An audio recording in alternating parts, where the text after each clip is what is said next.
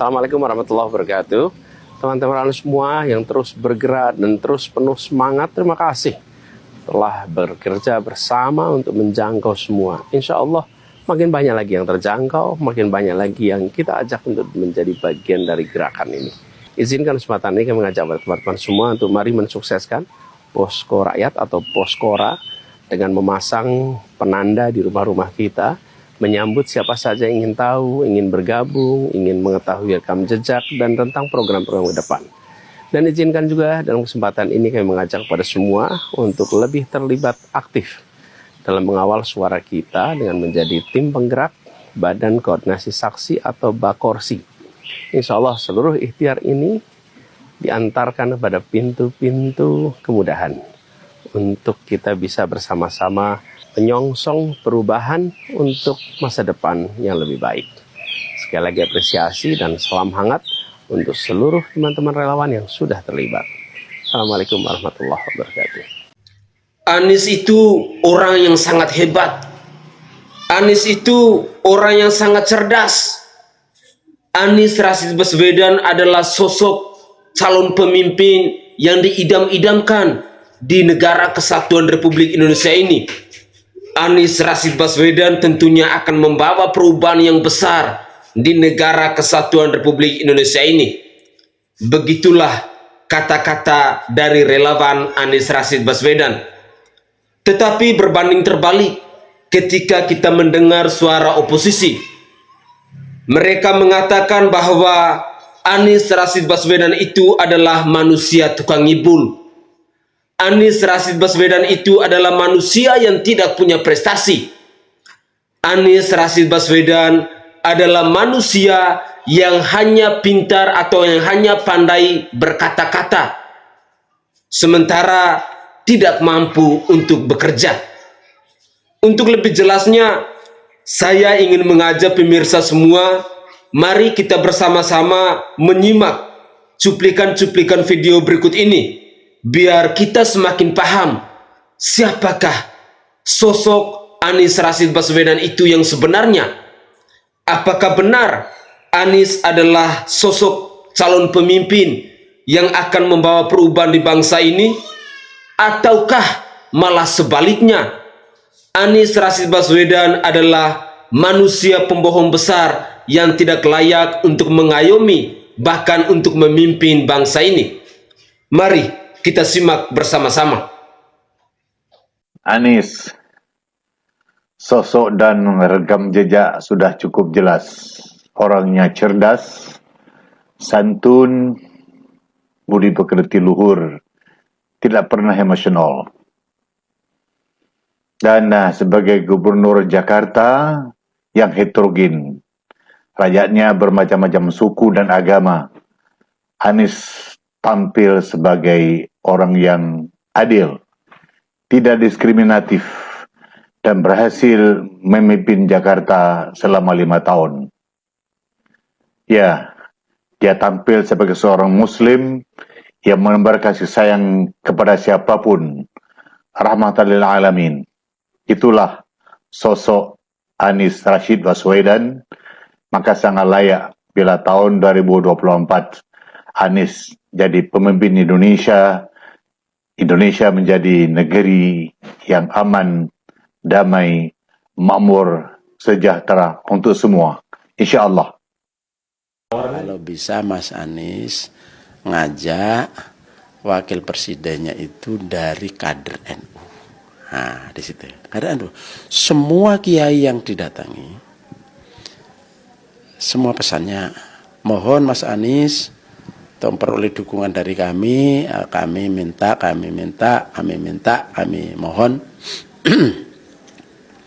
wakil presidennya diusahakan dari kader NU.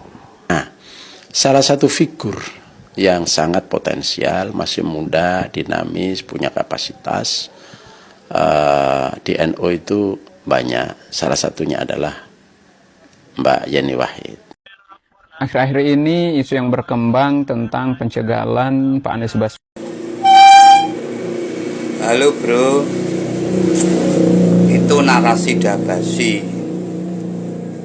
kalau masih menggunakan isu-isu pencegahan. Justru yang menjegal itu dari kelompokmu sendiri. Karena pendukung Anies yang sangat brutal menyerang pemerintahan, menyerang Pak Jokowi, menyerang Pak Ganjar. Itu yang bikin masyarakat nggak lagi tertarik untuk milih Anies. Apalagi dengan rombongan Partai Umat yang selalu ingin mendirikan people power itu, masyarakat makin gak bakal milih Anies. Untuk kalian yang pengen perubahan, pilih Anies Baswedan. Kenapa? Halo, Assalamualaikum. Bang, izin stage ya. Abang mengkritisi kenaikan harga. Bang, cabai turun sekarang bang. Pusing kita. Aduh, gitulah. Jadi, abang mengusung Bapak Anies Baswedan dengan tema perubahan. Saya nggak tahu ketika kepuasan masyarakat terhadap kinerja Pak Jokowi 82% bang, tertinggi selama ada pemerintahan di Indonesia ini dan tertinggi di dunia. Abang boleh searching mungkin siapa sih pemimpin dengan kepuasan masyarakat dengan angka 82%, baru Pak Jokowi bang. Lalu Anda mengusung tema perubahan.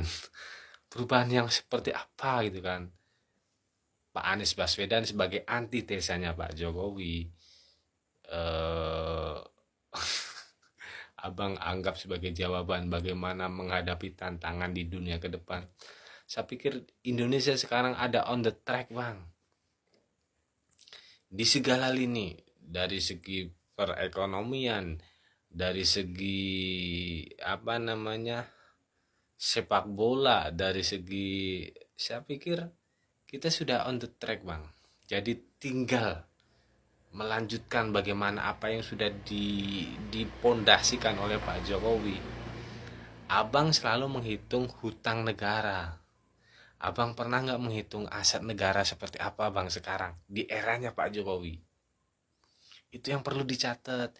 Jadi teman-teman, selain menghitung hutang negara, yang hebat sekali Anda anak ini kita bisa menghitung hutang negara, teman-teman bisa nggak menghitung aset negara yang sekarang dimiliki? Itu juga penting bang. Jadi abang itu balance gitu loh, jangan jomplang gitu loh. Itu jadi saya pikir ketika tidak menyukai sebuah pemerintahan, apanya bang? Anda mengkritisi hutangnya, tapi tidak melihat apa sih manfaat dari hutang tersebut.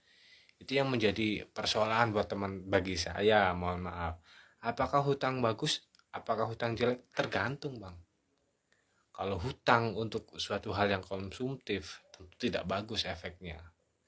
Tapi ketika kita mengejar ketertinggalan, bagaimana negara lain sudah merangkak maju keduluan, kita sudah tertatih-tatih. Apa yang harus diusahakan?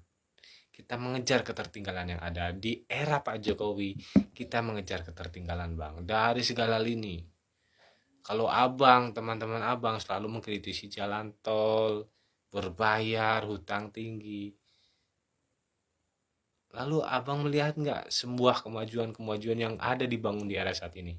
Makanya ketika masyarakat puas dengan angka 82%, lalu abang mengusung tema perubahan bang. Mohon maaf bang, itu hanya laku di orang-orang yang hanya terdampak isu hutang, terdampak isu oligarki, terdampak isu Cina, isu PKI. Itu isu-isu yang selalu didengungkan, tidak lebih dari itu bang. Jadi saya pikir setelah Pak Jokowi itu harus melanjutkan apa yang sudah dibangun oleh Pak Jokowi sekarang. Kalau dilanjutkan, kita dapat bonus demografi sampai 2045 nanti. Semoga apa yang dicanangkan Pak Jokowi sekarang ketika bisa dilanjutkan, bonus demografi kita tidak sia-siakan di sana. Itulah kenapa Pak Jokowi bisa cawe berharap yang meneruskan setelah Pak Jokowi itu bisa melanjutkan pembangunan yang sudah ada. Karena ketika dilakukan perubahan kembali, arahnya akan lain lagi. Jadi kurang lebih seperti itu ya bang. Kalau abang mengkritisi hutang, Coba dicek lagi aset negara sekarang sudah seperti apa. Begitu Bang. Lalu di era Pak Jokowi Bang, kita dipandang oleh dunia. Di era Pak Jokowi, PSSI berprestasi. Jangan lupa nonton timnas nanti berlaga dengan Palestina maupun dengan Argentina. Ya levelnya kalau kayak saya sih paling nontonnya di TV Bang. Tapi sudah syukur alhamdulillah gitu loh. Kita cuman 5 menit tiket sold out gitu kan. Jadi wah, terima kasih. Semoga setelah Pak Jokowi ini, saya sih berharap Pak Ganjar bergabung dengan Pak Erik. Atau Pak Ganjar berduet dengan Pak Mahfud MD. Teman-teman pilih siapa? Saya masih ada dilema di sana. Antara Pak Ganjar dengan Pak Erik atau Pak Ganjar dengan Pak Mahfud MD. Teman-teman silahkan dikomentari kira-kira siapa yang pantas melanjutkan kinerja Pak Jokowi ini. Terima kasih. Wabillahi taufiq walhidayah. Assalamualaikum warahmatullahi wabarakatuh. The Kiting. Assalamualaikum warahmatullahi wabarakatuh. Saudara-saudaraku sebangsa dan setanah air, pada kesempatan kali ini saya ingin mengingatkan kepada kita semuanya bahwa the founding father kita, Soekarno, telah mengatakan kepada kita, kalau mau jadi orang Hindu, jangan jadi orang India. Kalau mau jadi orang Kristen, jangan jadi orang Yahudi. Kalau mau jadi orang Islam, jangan jadi orang Arab. Tetaplah jadi orang Nusantara dengan adat budaya Nusantara yang kaya raya ini. Ingat wahai saudara-saudara, musuh yang terberat itu adalah rakyat sendiri. Rakyat yang mabuk akan budaya luar, yang kecanduan agama, yang rela membunuh bangsa sendiri demi menegakkan budaya asing. Jangan kau diperbudak oleh semua itu.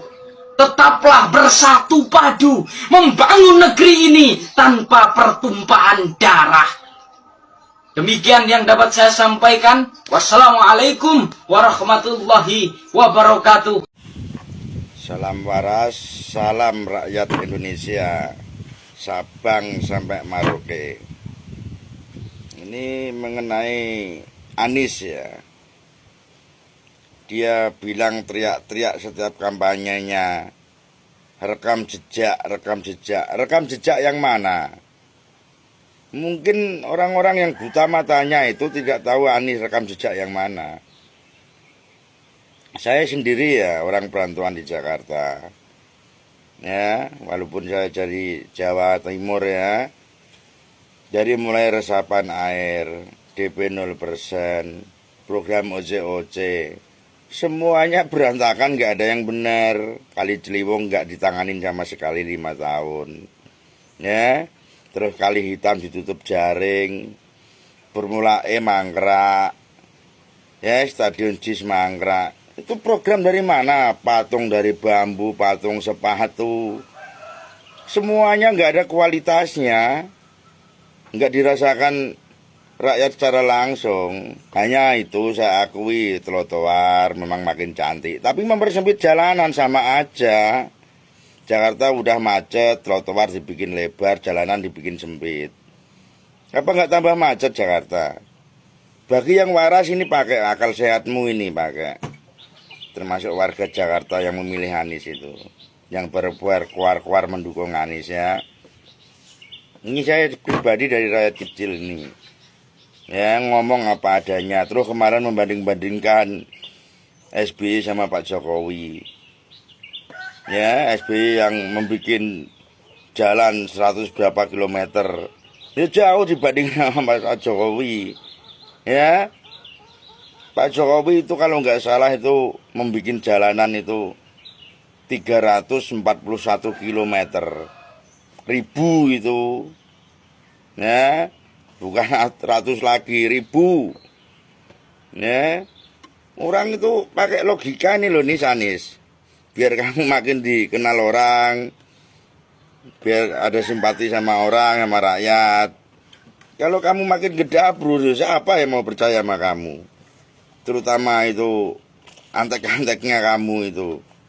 Ya, makanya kalau calon didukung sama oligarki ya begini, ngoceh tapi nggak pakai data, asal jeplak omongannya, ya. Salam waras, salam logika, biar makin cerdas. Karena kita semua tahu kan siapa saja kelompok yang menjadi pendukung Anies Baswedan. Masih ingat kan video Alfian Tanjung, sang tokoh dari organisasi terlarang HTI? Dalam sebuah video yang beredar di Twitter, Alfian Tanjung mengatakan bahwa dirinya akan meminta Anies Baswedan untuk memulihkan Hizbut Tahrir atau HTI apabila Anies menang dalam pemilihan presiden 2024. Dia akan mengaktifkan sel-selnya dan jaringan HTI untuk mendukung kemenangan Anies. Bahkan secara terang-terangan Alfian menyebut Anies Baswedan sebagai sosok kunci tegaknya khilafah di Indonesia. Jika melihat elektabilitas Anies yang semakin menciut dan Demokrat yang mulai bersiap meninggalkan Anies, sepertinya Anies akan kalah dalam ajang pemilu presiden 2024 nanti. Baik dan buruknya sikap atau karakter seseorang itu dilihat dari kata-kata. Lihat dari kata-kata saja. Jadi untuk mengetahui dia punya sifat itu buruk atau tidak itu ketahuan dari kata-kata ya. Dilihat dari kata-kata. Ya. Dari sikapnya saja. Bro, malu enggak? Malu enggak? Kalau manusia datang ke makan di kandang orang hutan. Malu enggak? Bro, saya yakin ada you punya saudara atau kerabat atau keluarga yang datang ke makan di kandang orang hutan sini. Dan bajingan ku tahu. Ya. Pak Anies kan sempat datang ke kandang orang hutan sini, jual muka untuk cari suara. Pak Anies kan pernah datang ke Papua sini. Ya, gak lama lah, ada berapa bulan yang lalu. Ya. Sempat datang ke Papua sini. Emang barang itu malu sedikit. Lo boleh seperti begini, brother. Ya. Kau gak tahu kau, bro. Ya. Dari you punya kata-kata nih, ini saya lihat tuh kamu nih barisan-barisan sakit hati. Brother, botol kaca itu, ya. Kalau masih utuh itu berguna. Bisa taruh untuk pas bunga, bisa dipakai untuk taruh air minum atau untuk apa begitu. Tapi kalau dia jatuh pecah, itu berbahaya sekali. Orang jalan melangkah lewat secara tidak sadar. Pasti kaki terluka. Hati itu seperti begitu. Hati manusia itu rentan sekali, ya, untuk terluka terletak begitulah, ya, istilahnya, majasnya seperti begitu, ya, ambigu kah, ya. Manusia kalau hatinya sudah retak atau luka, pasti yang keluarnya itu melukai sesama lagi, melukai orang lain lagi, ya. Jadi bohong, ya. Manusia itu cari pekerjaan yang halal dan pekerjaannya itu cuma maki-maki orang. Suka-suka rasis. Saya heran kok ada orang yang pekerjaannya itu rasis saja, itu saya heran, ya. Coba bisa balas dengan kata-kata yang positif. Kalau sudah kalah tuh mulai rasis menghina, itu aja senjatanya mereka, ya. Itu orang mentalnya nggak bagus, ya. Bro bertobat, ya. Saya lihat orang yang suka rasis, orang yang suka hina orang itu, saya lihat faktanya umur tidak panjang. Hei, siapapun kamu di luar sana, setan-setan kurang ajar yang mengatakan. Sebenarnya kalau bicara tentang Anies penipu, ini bukan soal ngomong sesuai fakta atau tidak, tapi kau mau mendengarkan fakta atau tidak, gitu loh. Nah, karena masih bertanya tentang apa contohnya Anies penipu, ya udah saya jabarkan, oke. Yang pertama, kalau kamu mau menonton tahun 2018 ketika Anies diwawancara di acara Mata Najwa, di situ Anies dengan tegas mengatakan tidak akan mencalonkan diri sebagai calon presiden ketika Prabowo masih maju. Ingat, kalau orang-orang bilang itu kan untuk 2019, tidak ada redaksi 2019 dalam ucapannya. Dia mengatakan sepanjang Prabowo masih maju. Bahkan Anies menekankan bahwa itu adalah bentuk penghormatannya kepada Prabowo, bentuk penghargaan dan ucapan terima kasih karena telah dicalonkan di DKI Jakarta 2017. Nah, sekarang apa yang dia lakukan? Nah, yang kedua, masih dalam acara Mata Najwa ketika berdebat dengan Basuki Cahayapurnama 2017, Ahok ketika itu mempertanyakan atau mempersoalkan dan mengatakan tidak mungkin bisa memberikan rumah DP 0 kepada masyarakat berpenghasilan kecil. Tapi Anies mengatakan apa? Anies mencela Ahok dan menganggap bahwa Ahok adalah contoh pemimpin yang tidak mau melihat kepentingan masyarakat dan segala macam lah bentuk celaan Anies di acara itu, yang juga mendapatkan riuh tepuk tangan penonton. Tetapi di akhir kepemimpinannya ketika ditanya oleh seorang wartawan dalam wawancara tentang DP 0 rupiah, Anies ngomong apa? dulu janjinya apa ya? Ketika di bawah UMP memang nggak bisa DP atau cicil rumah. Dan teman-teman bisa dengarkan sendiri. Saya malas sih membahas itu, tapi betul, karena ditanya tadi ya. Nah, yang ketiga, kalau kamu ingat di 2022 Anies pernah diundang dalam satu podcast dan di sana dia mengatakan bahwa akan menggelar debut dan menghadirkan Barcelona U20, Manchester City U20 dalam debut perdana di Jakarta International Stadium pada Desember 2022. Sekarang mana? Sampai sekarang nggak ada Barcelonanya. Mana? Yang ada malah JIS mau dipakai sebagai tempat kampanye Anies Baswedan sebagaimana disampaikan dalam tenis indoor Senayan ketika itu. Pernah disampaikan seperti itu. Nah, jadi kalau misalnya semua penipuan-penipuan yang dilakukan oleh Anies ditulis dalam satu kertas, itu tidak akan cukup. Itu akan mengimbangi bundel skripsi anak S1. Dan kamu masih bertanya, Anies penipuan contohnya apa? Aduh, bangun. Melihat gambaran seperti ini, iya, cuma Pak Anies sama Pak Ganjar yang berangkat haji. Pak Prabowo kali ini nggak berangkat haji. Kita nggak tahu, aktivitasnya barangkali tidak membuat atau tidak punya waktu untuk berangkat haji pada tahun ini. Haji tentu saja merupakan ibadah yang luar biasa ketika orang berdoa di Baitullah, dan kita semua berharap doa para calon pemimpin itu bukan cuma doa kemenangan menjelang Pilpres, tapi doa untuk kelanggengan masa depan Indonesia, doa untuk kemajuan masyarakat Indonesia, doa agar Pilpres kita kali ini nggak seperti Pilpres lalu yang tone-nya sangat keras, yang sangat membuka perdebatan kencang di masyarakat, bahkan tidak seperti Pilkada Jakarta yang hampir membelah Indonesia menjadi terpecah-pecah karena perdebatan tentang agama. Kita berharap doa mereka di Tanah Suci itu doa untuk kelanjutan dan masa depan Indonesia. Doa di mana Pilpres cuma sekedar sarana demokrasi agar bangsa ini terus hidup berkelanjutan. Jangan sampai hanya karena berebut siapa yang paling diundang oleh Raja Salman, lalu tiba-tiba kemudian beredar hoax, beredar berita bohong, dan sebetulnya nggak penting-penting banget diundang sama Raja Salman atau tidak. Jika ibadah haji adalah tujuannya ibadah, mereka lebih penting disebut sebagai tamu Allah ketimbang tamu kerajaan. Dan itu intinya.